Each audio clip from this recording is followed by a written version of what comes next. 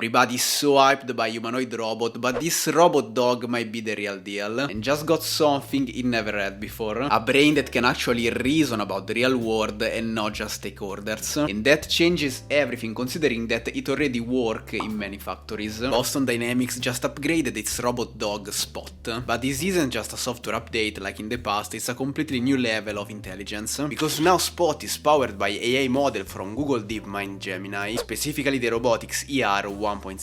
And the key concept here is something called embodied reasoning, which means mainly two things: the robot doesn't follow instructions anymore, at least not totally, and it actually understands what it's seeing and makes decisions. Before this, robots like Spot were extremely capable, but let's say rigid. They followed pre-programmed paths, fixed routines, basically repeating them with minimum adaptation to the terrain. Now, not only they can interpret the environment in real time, but they can decide what to do even extremely precise tasks. For example, one of the most impressive features they showed is something called reading instruments. It's a very creative name, and with this feature, Spot can now look at a pressure gauge, zoom in, understand the dial in real time, and calculate the correct value, then decide if there's something you need to do, or if the value is okay all on its own, no human input. And this might sound simple, but it's actually a huge deal, because it means the robot can now interact with real world tools in real time, not just digital commands like send a notification if there's a problem. Another big update is multi-view reasoning. Spot can now combine inputs from multiple cameras to understand an environment even when something is spatially hidden, like a human walking around an object to understand it better. But now comes the most revolutionary part: self-evaluation. The system can now tell if it failed, a sort of built-in success detection, probably better than mine. So if Spot tries to do something and doesn't get the right result, it can decide to try again,